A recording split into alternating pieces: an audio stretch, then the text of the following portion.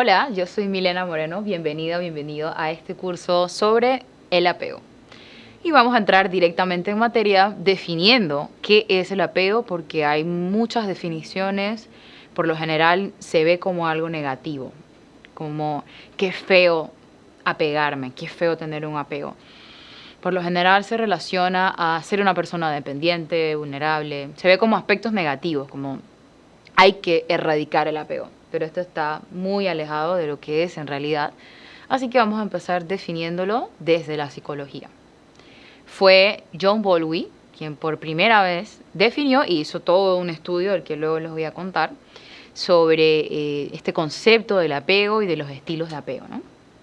Él decía que el apego son tanto la capacidad que tenemos las personas de resiliencia, como a las conductas y al desarrollo emocional que tenemos a medida que vamos creciendo, y que esto está directamente relacionado con el tipo de vínculo que tenemos con nuestros progenitores.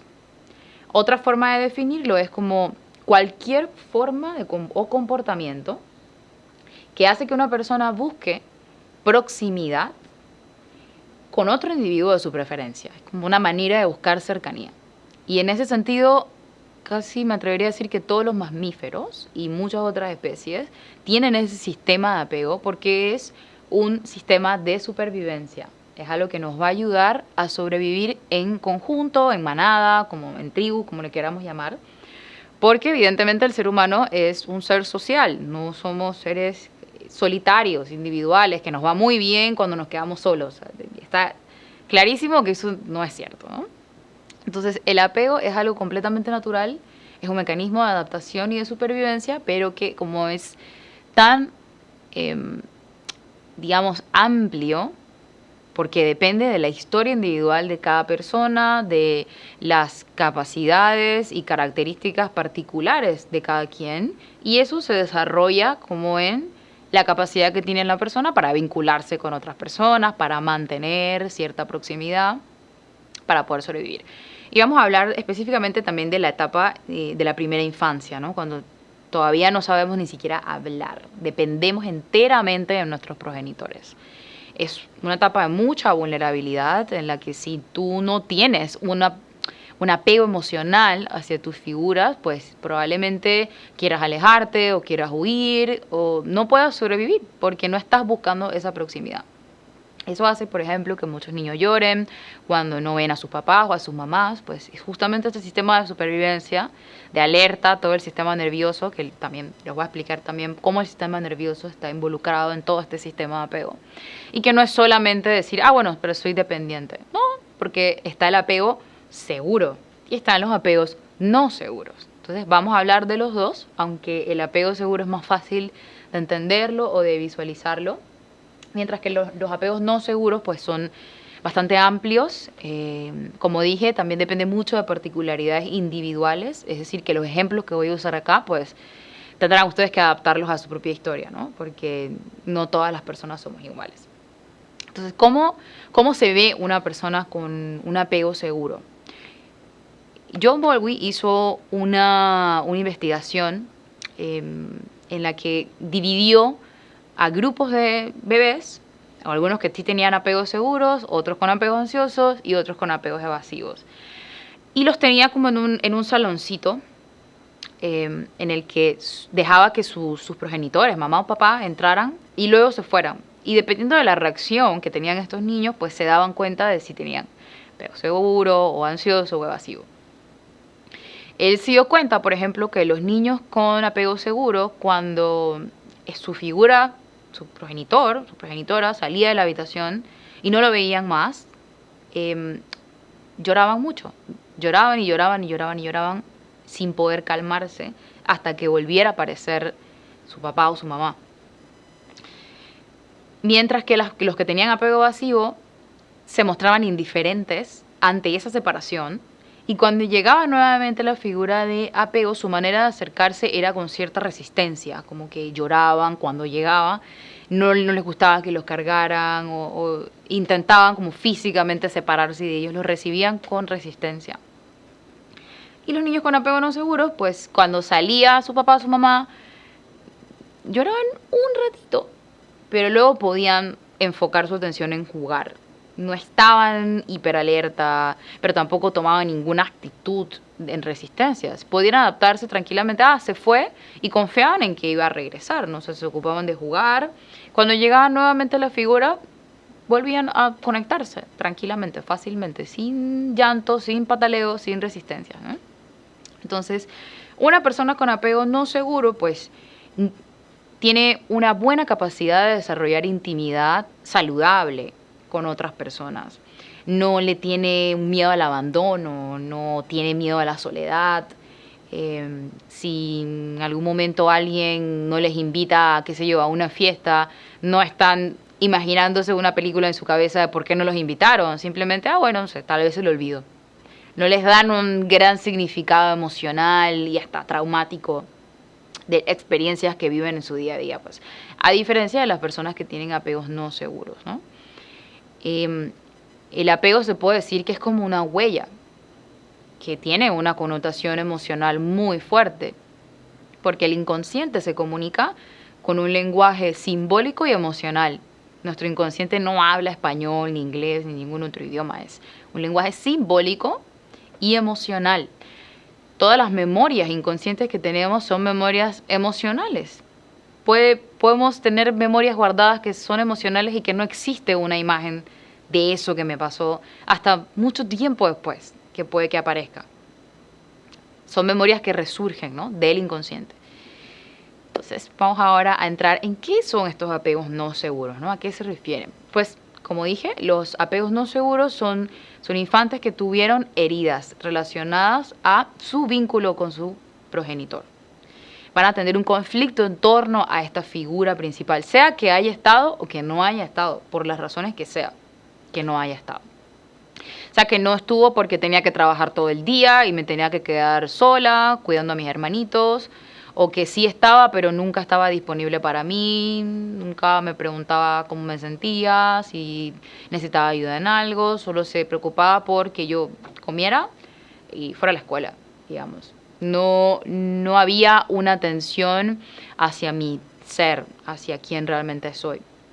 Y todo esto pues genera heridas, algunas de las más comunes, empezando particularmente con el apego ansioso, pues es el miedo al abandono, a la soledad, una incapacidad para lidiar con la distancia, con la separación. Esto se ve muy fácilmente, bueno, como el ejemplo que les dije de la investigación, pero en una relación de pareja son personas que tienen altas expectativas de comunicación y de cercanía.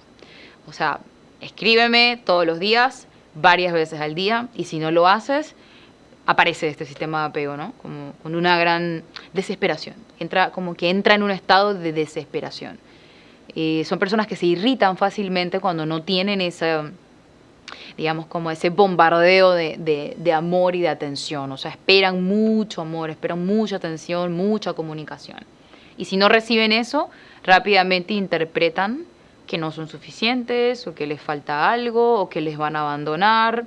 Es como, de alguna manera u otra, es como inventarse películas de cosas que no existen o que no han pasado todavía. O sea, creen suposiciones en base a las creencias que tienen de sí mismas. Por eso son heridas centrales, heridas de base, que van a afectar directamente a la percepción que tiene la persona de sí misma, de su propia autoestima. Si vamos a seguir tomando el ejemplo de una figura que no estaba en casa porque tenía que trabajar todo el día. Uno cuando está niño, niña, no va a hacer sentido de las cosas como cuando es adulto, porque no tienes las mismas herramientas, tu cerebro no está evolucionado todavía como una persona adulta, así que las interpretaciones que puedas hacer de la realidad, pues no van a ser las más claras, ¿no? Una interpretación que una niña puede sacar de que su mamá no haya estado con ella en toda su infancia puede ser porque yo fui una molestia para mi mamá. Y esa es la interpretación de alguien con apego ansioso, ¿no? Que no, soy una carga para mi mamá y por eso ella no pudo estar conmigo. Así que es mi culpa que ella no haya podido vivir la vida que quería. Tal vez si yo no hubiera nacido, lo hubiese ido mejor, o no hubiese tenido que trabajar tanto. O tal vez se quedaba trabajando demasiado porque no quería estar conmigo, o porque no le gustaba yo como hija. Esto es un ejemplo muy particular. Esto puede cambiar muchísimo y pueden haber muchas otras situaciones que producen el apego ansioso. Pero lo que está de base es una configuración en la que actúa el sistema nervioso. Y por eso se despierta toda esta reacción de desesperación, de necesito esta proximidad, necesito esto con urgencia, porque cuando tú no tienes de fácil acceso a tus figuras paternas o maternas, o de cuidado, o sea, abuela, tío, quien sea que te haya criado, cuando no tienes un acceso fácil a esas personas, tú como niño lo primero que vas a interpretar es que tu supervivencia está en peligro, que te vas a perder o que no vas a poder alimentarte o que algo malo te va a pasar. Y desde ahí se empiezan a cimentar esas conductas y todas esas creencias que de alguna manera hace que la persona se sienta menos, que se sienta expuesta, que se sienta vulnerable. Y lo que hay de base es una sensación de inseguridad constante. Porque la confianza en la figura de apego es la base de una personalidad estable y segura. Si yo no pude establecer una relación de confianza bien estructurada con mis figuras de apego, pues no la voy a poder desarrollar con nadie, porque mis progenitores son las primeras personas que me enseñan a cómo relacionarme conmigo y con las demás personas. Entonces, si además de eso yo tuve progenitores, cuidadores, que eran muy exigentes o que me obligaban, por ejemplo, a que yo tuviese que ser perfeccionista, o fui la hija bastón, la que ayudó a mi mamá a criar a mis otros hermanitos y siempre se apoyaba en mí. Yo nunca tuve la oportunidad de ser niña, de demostrar mis debilidades, de no poder a veces y de buscar una persona que pueda estar conmigo, o sea, esa figura de confianza en la que yo me puedo soportar, pues voy a sentir que yo siempre tengo que darlo todo, porque no tengo a nadie. Entonces son configuraciones, no es que realmente no tengas a nadie, es que tú interpretas que no tienes a nadie, tu cuerpo interpreta que tienen que hacerlo todo por sí mismo, porque eso es lo que sabe, porque eso es lo que aprendió de base, ¿no? Entonces no va a surgir otra cosa diferente porque eso fue lo que ocurrió en tu historia. Entonces, como ya hay heridas de base de no soy suficiente, minimizo mis emociones y mis necesidades, siempre pongo como prioridad a los demás. Las personas con apego ansioso son las que se conocen como las que son muy complacientes o como dirían en inglés, people pleaser. Siempre están dispuestas a complacer a todo el mundo para poder tener un lugar en la vida de las personas. Entonces, son personas que se sacrifican mucho por los demás y por lo tanto esperan mucho de los demás. Entonces, si yo me estoy sacrificando un montón por ti y yo no estoy viendo que tú estás haciendo lo mismo, se activa nuevamente todo este sistema de alerta, de hipervigilancia, de por qué no me está dando lo mismo que yo estoy dando, si yo me estoy sacrificando tanto. Lo podemos ver también, por ejemplo, en chicos que invitan a salir una chica y prefieren quedarse sin dinero para poder impresionar a la chica, ¿no? Y también pasa lo mismo con las chicas. Hacen cosas para impresionar, para poder como obtener esa atención o ese lugar que quisieran tener en la vida de una persona y hacen todo lo que pueden al punto de sacrificarse a sí mismos para poder como impresionar, como que los pongan en un lugar así de wow. Es como que buscan un poco esa reacción. Y no lo hacen por mal, simplemente lo hacen porque algo dentro de ellas las hace buscar desesperadamente esa sensación, ¿no? Esa sensación, porque ahí es donde encuentran la seguridad. Cuando sienten suficiente cercanía, proximidad e intimidad. Es decir, que son personas que si no encuentran eso en una relación, no van a estar tranquilas. Les va a costar mucho estar tranquilas. Porque no saben calmarse, porque no saben autorregularse y eso es lo que las hace ser dependientes. Si una persona con apego ansioso aprende a ser independiente y a autorregular sus emociones, pues no va a tener tanta ansiedad de tener una figura que me dé esa tranquilidad y ese espacio de seguridad y de confianza en mí. Entonces, las personas con apego ansioso por lo general se ocupan bastante de su imagen, se preocupan bastante por su imagen, no es que los otros apegos no lo hagan, pero tienen una particularidad como a enfocarse bastante en eso, porque están buscando impresionar, ¿no? O sea, como ganarse un lugar. Y por eso tienen altas expectativas. O sea, si no me está llamando es porque no le gusto tanto. Si no me escribe todos los días porque no está tan interesado en mí. O sea, hay como una manera de centrar todo alrededor de ellas, ¿no? De sí mismas. Yo tuve apego ansioso por mucho tiempo y me tomó un buen ratito poder sanar esas heridas y no repetir esos mismos patrones inconscientes que ya están como configurados en el sistema nervioso y en la mente de una manera bastante en particular. Son personas que típicamente cambian de forma de ser para adaptarse a la pareja, ¿no? O sea, nunca les gustó el fútbol, nunca tuvieron intereses profundos por la literatura, pero cuando tienen una pareja que les gusta el fútbol y la literatura es como, wow, me voy a comprar muchos libros, voy a ir a ver juegos de fútbol. O sea, es como que eso, se adaptan fácilmente a lo que la otra persona quiere o espera, o como que también tiene que ver con esto de impresionar. Entonces empiezo a mimetizar, me mimetizo con la personalidad de mi pareja.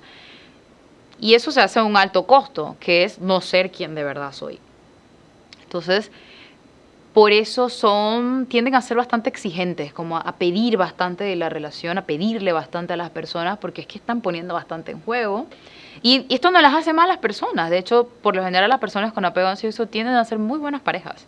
Y se esfuerzan bastante por la pareja. O sea, no es que son desinteresados. O sea, realmente se esfuerzan mucho por la pareja. Solamente que no logran controlar estas reacciones físicas, emocionales. Son personas que pueden manifestar fácilmente ataques de pánico por entrar en estos estados de crisis de ansiedad.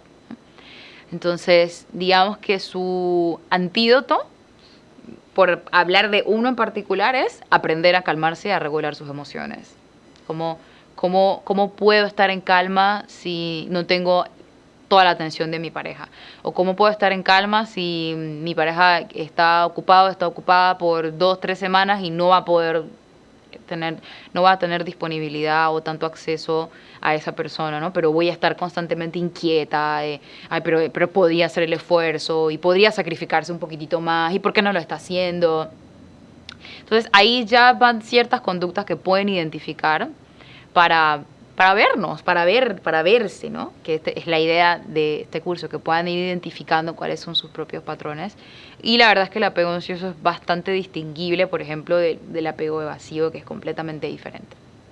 Y bueno, también una pregunta que puede surgir es, ¿puedo tener varios tipos de apegos? Sí, todas las personas podemos tener esos tipos de apegos. Incluso si tienes un apego seguro y tienes una relación tormentosa, puedes desarrollar un apego no seguro. Un evasivo, por ejemplo, podría tranquilamente hacerse. Otra cosa que pasa bastante con las personas con apego ansioso es que cuando se dan cuenta de que se han sacrificado demasiado, que han dado demasiado por las demás personas y que nunca han podido ser ellas mismas en una relación, cambian, pero se van al lado evasivo. Entonces es como, no, ahora no doy nada, ahora no quiero nada, me muestro frío, me muestro no sé qué, y eso no es sanar, eso no es desarrollar un apego seguro, es simplemente irte al otro polo, te vas al otro extremo, para evitar la ansiedad, ¿no? Pero no estás evitando la ansiedad, sigues con la misma ansiedad, nada más que reprimiéndolo un poquito más que antes. Así que ahora les voy a describir el apego evasivo, ya que estamos hablando de eso. Las personas con apego evasivo también son bastante fáciles de identificar, porque son personas que debido a su historia particular de vida, yo luego les voy a compartir una serie de preguntas que te van a ayudar a identificar más con tu historia personal, armar tu historia personal, identificar según las dinámicas que había en tu casa, cómo eso afectó tu sistema personal de apego. Porque otro apego parecido al ansioso, pero que es mucho más intenso porque tiene más heridas relacionadas, es el desorganizado, pero ahorita eso lo voy a dejar para el final. Entonces, una persona con apego evasivo tiende a ser evasiva. Puede tener muchas amistades, pero casi con ninguna va a ser vulnerable. Casi con ninguna va a hablar de sus emociones o de cómo se siente. Sí puede escuchar a todo el mundo y puede prestarle atención a todo el mundo y tal vez no entienda muchas cosas porque tienden a reprimir mucho sus emociones. Entonces, cuando ven a personas muy emocionales, no lo entienden. Y se preguntan, ay, pero ¿por qué eres tan emocional? ¿Por qué tienes que reaccionar tan así, tan asá? Porque como ellos contienen todo está reprimido, lo ven como extraño que otra persona sea muy emocional, porque tienen una interpretación subconsciente de que ser emocional, de que ser vulnerable es eh, débil, es para personas débiles. Voy a tomar un ejemplo de algo que pudo haber ocurrido en la infancia, que tal vez no tiene que ser un evento traumático familiar para desarrollar apego evasivo. Digamos que todo estaba bien en tu casa, pero en la escuela sufriste mucho bullying. Y cuando te tocó dar una charla, exponer enfrente de todo el salón, cometiste un pequeño error o te pasó algo vergonzoso, se te dañó el zipper, se te cayó el pantalón, o simplemente te equivocaste, o te quedaste en silencio y no pudiste hablar más. Y todo el salón se burló de ti, hasta el maestro. Todos se burlaron de ti.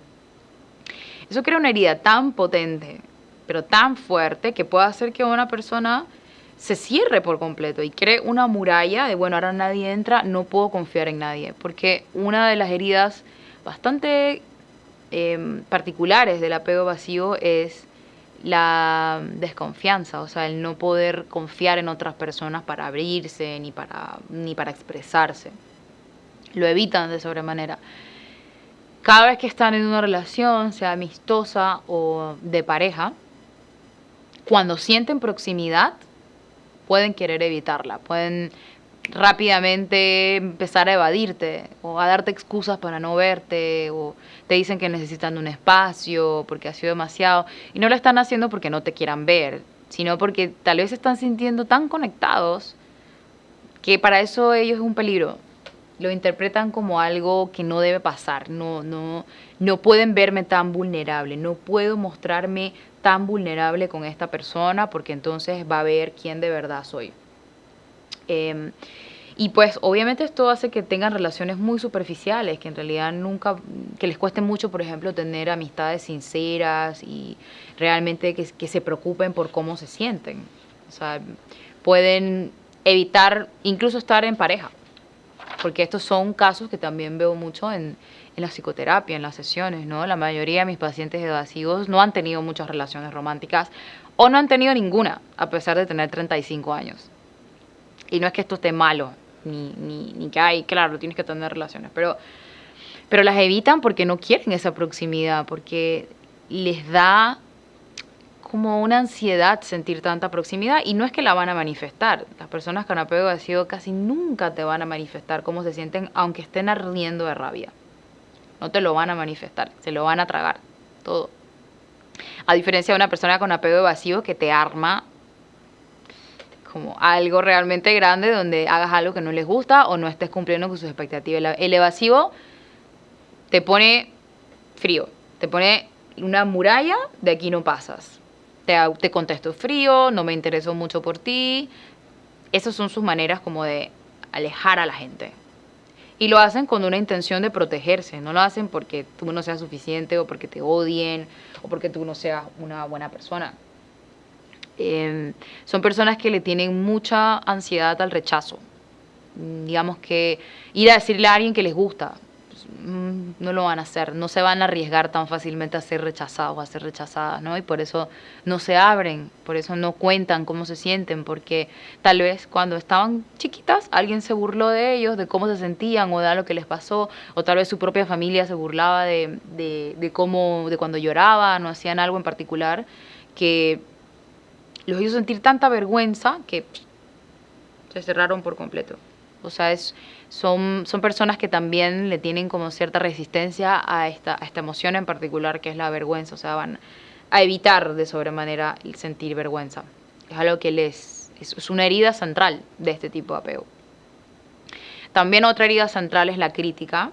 Son personas que no pueden lidiar de ninguna manera con una crítica. No lo pueden soportar. Y de nuevo, no te lo van a demostrar, no te lo van a decir. Tú no vas a ver en su cara que les incomodó la crítica que les diste, así sea que haya sido constructiva y que haya sido algo que les va a ayudar a mejorar su desempeño en el trabajo o en sus relaciones. Ellos no lo toman como está criticando algo que hago, sino me está criticando a mí y quiere decir que estoy mal. Esa es como la manera en la que perciben una crítica. Estoy mal. Estoy mal y me estás criticando porque estoy mal. No es porque lo que estoy haciendo puede mejorar, es porque yo estoy mal. Entonces se lo toma muy a pecho, pero muy, muy, muy, muy a pecho. Muy a pecho. O sea, ahí realmente lo tengo que recalcar mucho porque lo he visto en persona y realmente les da mucha incomodidad que les critiquen o que le hagan alguna opinión sobre cómo están haciendo las cosas. Se desconectan fácilmente emocionalmente de las personas. Por eso, sí podríamos decir que hay algún tipo de apego bastante que puede fácilmente hacer ghosting, es el apego evasivo. Porque pueden desconectarse fácilmente de alguien. ¿Sí? Hoy te hablo, hoy te doy atención, pero si me criticaste algo que era muy importante en mi vida, te puedo ser un hielo y no te hablo. ¿Sí? Son personas que fácilmente se pueden desconectar. Porque sienten como incomodidad, pueden sentir irritabilidad por estar, digamos, por sentir una intimidad o un vínculo más profundo con otra persona, ¿no?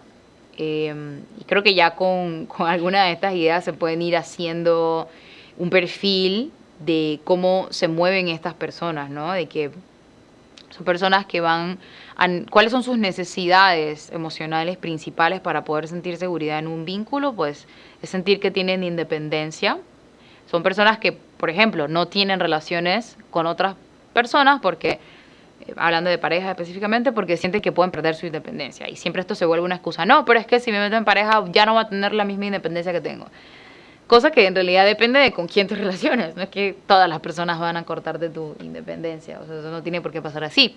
Pero como tienen una gran necesidad de sentirse autónomas, de sentir que tienen espacio, esto es una necesidad primordial. O sea que si tú eres una persona con apego evasivo, pues no es que esté mal que necesites eso, sino que tal vez tienes que aprender a comunicarlo de una manera adecuada y no simplemente mostrándote fría y sin explicar de por qué estás así. No, mira, yo necesito autonomía, necesito un poco de independencia, necesito mi espacio, eso no tiene nada que ver contigo. No lo tomes personal. Si en algún momento no quiero ir a algún lugar que tú quieras ir, o estar en algún lugar donde tú estés, porque necesito estar sola o necesito estar solo. Les cuesta mucho poner límites asertivamente. O sea, una manera de que el apego evasivo pone límites es, por ejemplo, digamos, tú tienes apego evasivo, yo te invité a una fiesta, pero por la razón que sea, tú no quieres ir a esa fiesta. Y yo te estoy invitando, no te digo, mira, fulanito, vámonos a una fiesta. La manera en la que esta persona va a poner el límite, sea porque esté cansado, sea por la razón que sea, es no voy. Con una cara así, muy fría, no voy. O sea, no te va a explicar de no, mira, es que estoy cansada, tuve un día muy largo, la verdad quiero llegar a mi casa, acostarme a dormir, no voy. Así como, uno se siente como, uy, ¿ok? Y lo puedes tomar personal, porque sí, uno no se espera que alguien te dé como, o sea, una muralla ahí de no voy a ir. Y tú simplemente la estabas invitando a una fiesta, ¿no? A pasarla bien. Entonces, es un puntito por ahí a trabajar en las personas con apego evasivo, es cómo comunicar límites sin ser una muralla de hielo. O sea, cómo aprender a comunicarme, cómo aprender a expresar mis necesidades sin tanta frialdad, ¿no? Con un poco más de empatía o de calidez.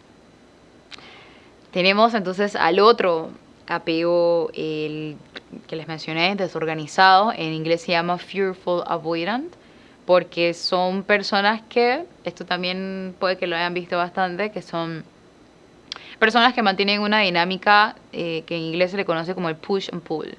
Siempre estoy como, te alejo y luego te quiero cerca, y luego te alejo y luego te quiero cerca. Y esa es la dinámica en la que sostienen casi todos sus vínculos. Este es el apego que más heridas emocionales tiene, porque son hogares en los que hubo alta disfuncionalidad. Alta. Padres o madres alcohólicos con algún tipo de adicción, abuso físico, emocional e incluso sexual, muchas peleas intensas, tirarse cosas, en los que pudo haber accidentes. Estas son situaciones traumáticas, trágicas, que no deberían pasar, pero pasan todo el tiempo y que obviamente van a dejar una huella traumática con un alto contenido emocional en estas personas, ¿no? O sea, no hay manera que tú veas algo así y tú estés bien. Eso de alguna manera te mueve. Entonces, ¿cuál es el mensaje que hay detrás de esto? Yo no puedo confiar en estas personas. No puedo jamás confiar en estas personas. Entonces, una de las heridas, de las tantas que hay en este apego, es una alta desconfianza. Hay una incapacidad para confiar en la gente. No confían en absolutamente nadie. Y están acostumbradas al caos en las relaciones. Por eso pueden tranquilamente estar en una dinámica de ahí sí, a veces regresamos y a veces nos dejamos, y a veces regresamos y a veces nos dejamos. Porque la inconsistencia en su ámbito familiar era el día a día, constantemente.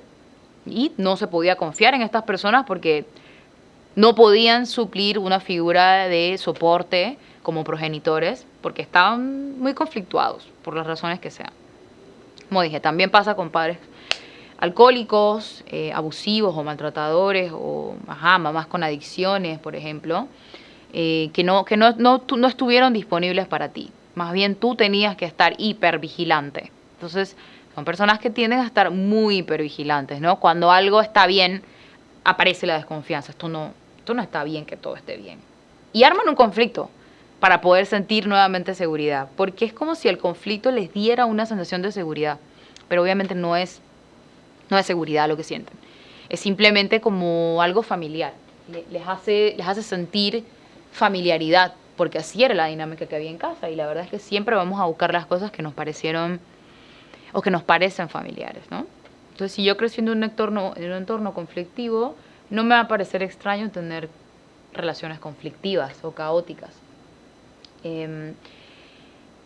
Cuando finalmente logran la proximidad en la pareja, cuando finalmente logran esa intimidad y eso que quieren, en algún punto luego no lo quieren, porque les da desconfianza, sentir confianza. Es como que el hecho de que haya cosas tranquilas y que hayan cosas que estén saliendo bien, no les da, es más, les activa el sistema de alerta de algo mal, algo está mal, algo tiene que estar mal si esto está bien.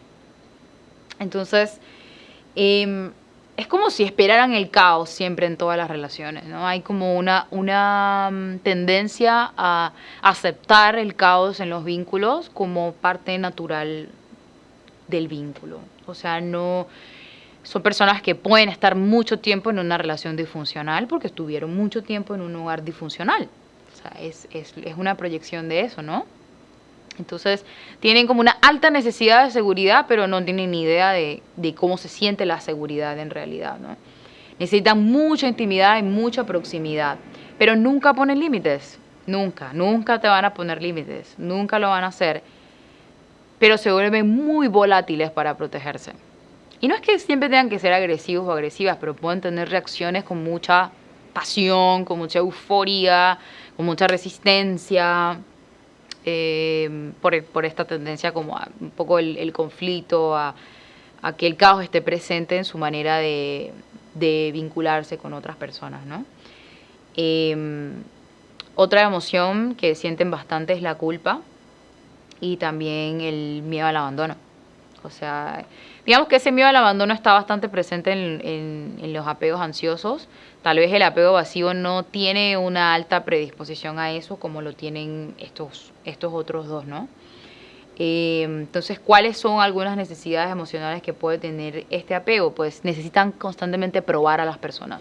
Siempre están como diciéndote una cosita para ver cómo reaccionas. O hacen tal cosita para ver tú qué les dices. Siempre te están probando. Cuando se frustran, se alejan, toman como cierta distancia porque están frustradas. Es como si tendieran también a repetir los mismos patrones que vieron, ¿no? Entonces, una manera que pueden utilizar para autorregularse es el comer en exceso. Ese puede ser un patrón bastante distinguible también, ¿no? Como que mi mecanismo de adaptación es el atragantarme con comida. O bebidas. Pueden ser personas que tiendan, por ejemplo, al alcoholismo. O en inglés se llama binge eating. Es eso, como es un desorden alimenticio que es como el atragantarte. comer y comer y comer y comer, atragantándome, aunque no tenga hambre. También puedo entender a otro tipo de adicciones. Esas son sus maneras de autorregularse, ¿no? Tienen una alta hipervigilancia a la traición. Siempre están esperando que les traicionen. Y por lo tanto, siempre se están haciendo escenarios o imaginándose escenarios en los que las van a traicionar. Entonces, es todo hablar de estas cosas pues implica reconocer cosas que tal vez son un poco dolorosas, o podemos reconocer a alguna amiga, algún amigo o incluso alguna pareja que ha tenido alguna historia parecida y que pues simplemente mostrar un poco de empatía ante estas heridas no está de más, porque no es que sean malas personas, es que tienen hábitos adaptativos o mecanismos adaptativos que han sido dañinos durante mucho tiempo. Y si eso no es trabajado, pues es lo que van a proyectar con las personas que tienen alrededor. Habiendo explicado todo este intro del apego, cuáles son los tipos de apego, cuáles son las conductas relacionadas a los tipos de apego, pues quiero cerrar explicando qué son estas reacciones tan fuertes y tan potentes que se viven como una posesión, casi que te hacen como no poder evitar reaccionar de esa manera, porque si pudiéramos controlar ese tipo de reacciones, pues no estaríamos hablando de conflictos relacionados a apegos no seguros, ¿no? O sea, estas son conductas que si no se hace un trabajo psicológico es muy difícil cambiarlas. No es algo que tú decides simplemente como, ay, sí, ya voy a dejar de tenerle miedo al abandono. Eso no pasa. Hay que hacer un trabajo de reconfiguración. Una reconfiguración de tu sistema nervioso y de sistemas adaptativos, de autorregulación, para poder romper con ese patrón, o con una herida, más bien, como ocuparnos de esa herida. Eso tiene también otro concepto en inglés que se conoce como el reparenting, que ese es el proceso que sigue luego de identificar tu tipo de apego, saber cómo se manifiesta en tu día a día, cuáles son esos patrones que tú más repites en tus relaciones. Lo que sigue después de eso es el reparenting, es el como maternarte, paternarte, que tal vez es un poco similar a este trabajo del niño y de la niña interior, pero a mí me gusta más este concepto del maternarte o paternarte, que decir, ay, me voy a ocupar de mi niño interior y le voy a dar amor y lo voy a abrazar, que sí es importante, pero ahora eres un adulto, eres una adulta que se tiene que hacer cargo de sus relaciones, que se tiene que hacer cargo de su vida, de su propósito, de lo que es hoy día, no de la niña o el niño que fue. Porque a pesar de que fue en la infancia, en el momento en el que viviste todas esas heridas, ya no eres ese niño o esa niña, que sigue siendo parte de ti, obvio. Hay una esencia que es lo que somos y que está desde el día 1 en el que aparecemos en este planeta, ¿no? Pero estas configuraciones son, vamos a decirlo así, como un programa, como un software.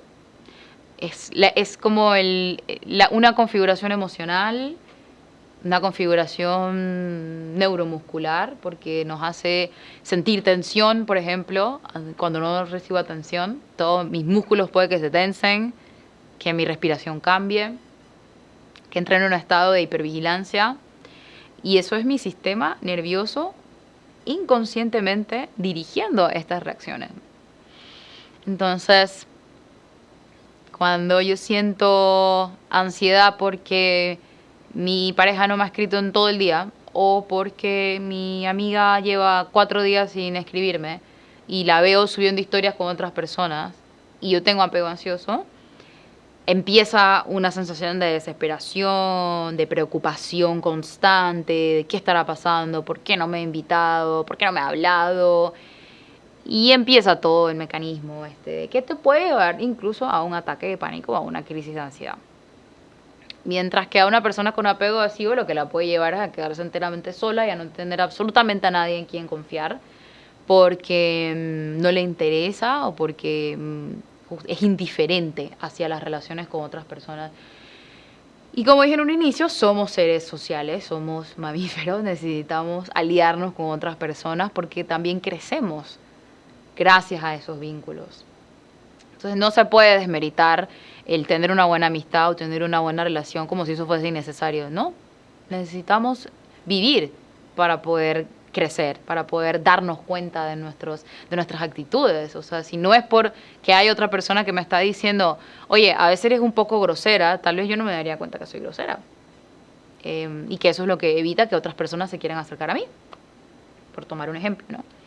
Entonces, cuando yo estoy bebé, cuando estoy niñita, estoy niñito, y yo estoy absorbiendo información de mi entorno, es literalmente todo mi cuerpo el que está absorbiendo eso, y específicamente el sistema nervioso.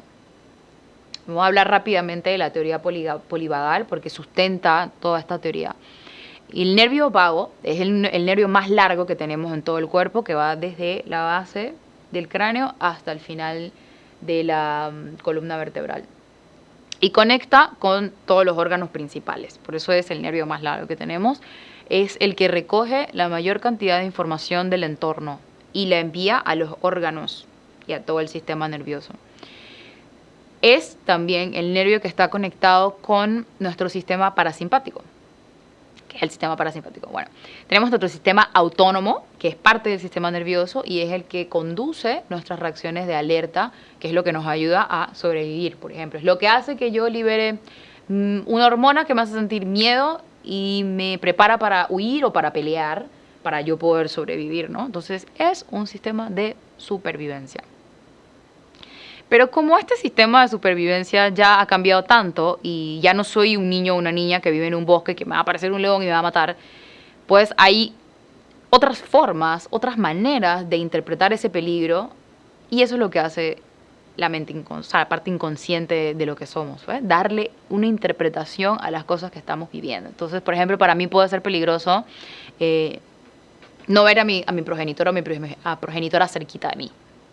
Eso puede ser algo que yo perciba como peligroso. Y eso va a hacer que todo mi sistema de alerta se despierte y yo me prepare para huir o para sobrevivir a cualquier peligro que pueda surgir.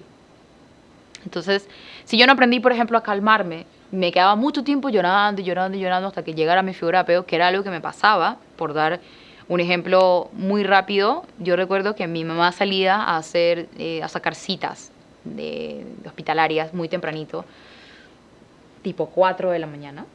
Y cuando yo me despertaba y no la veía, me ponía a llorar, obviamente, porque era una niñita de 3 años. Me ponía a llorar, y a llorar, y a llorar, y a llorar, por horas, 2, 3 horas, hasta que la volviera a ver. Tampoco se demoraba todo el día, eran como 2, 3 horas que yo me la pasaba llorando. No sabía calmarme, no tenía idea de eso, cómo se hacía. Entonces, obviamente no sé autorregular mis emociones y es algo que tuve que aprender de grande, que se puede aprender. Entonces, por eso digo, no todas las reacciones o todas estas informaciones vienen de traumas, simplemente vienen del diario vivir, de lo que ocurría en mi día a día. Pero eso crea reacciones, eso crea conductas que me van a predisponer a entrar dentro de alguna de estas formas de vincularnos que son los tipos de apego. Entonces, este nervio vago es ahora regresando al parasimpático, tenemos el sistema autónomo simpático, que es el que genera toda esta reacción de huida, de supervivencia, de pelea, me acorta la respiración, mi cuerpo todo se tensa, la sangre empieza a correr más a los músculos para poder huir. Entonces hay como una contracción muscular también, ¿no? Mientras que el parasimpático es el que me permite relajarme, es el que permite que el corazón baje sus latidos, que los pulmones respiren más profundo, que mi sistema digestivo ya no esté solamente como en alerta, ¿no? Y que yo pueda digerir. Entonces, para poder, cuando estamos comiendo, ¿por qué nos gusta comer tanto, por ejemplo? Porque activa el sistema parasimpático, que es el que nos permite sentir calma y tranquilidad y sensaciones placenteras. Por eso se tiende a buscar el comer en exceso como una manera de autorregularnos emocionalmente, porque sí te va a generar sensaciones placenteras, porque activas los mecanismos que nos hacen sentir esas sensaciones placenteras, pero también los podemos buscar por nuestra propia cuenta, sin estímulos y sin comida. Es simplemente aprender a hacerlo, ¿no? Que una persona con apego seguro lo aprendió desde que estaba muy pequeña, o lo fue aprendiendo a lo largo de su desarrollo, digamos. Y este sistema parasimpático, cuando yo no cuando no ha sido configurado para ayudarme a calmarme, no se va a activar y probablemente no se active en mucho tiempo. Entonces tengo que aprender a calmarme, aprender a prestarme atención, a calmar la desesperación, para que todos mis órganos se relajen también. Entonces, es esta conexión con el sistema simpático y parasimpático lo que nos va a permitir tener mejor autorregulación emocional, ¿no? Y para esto podemos utilizar muchas técnicas. Están los ejercicios de respiración, está la meditación, está alguna disciplina, por ejemplo, como aprender a tocar un instrumento, porque requiere de una coordinación también de la respiración calmada. Tú no puedes estar aprendiendo a tocar un instrumento y estar como todo desesperado, ¿no? O sea, tienes que entrar en un estado de calma, de concentración.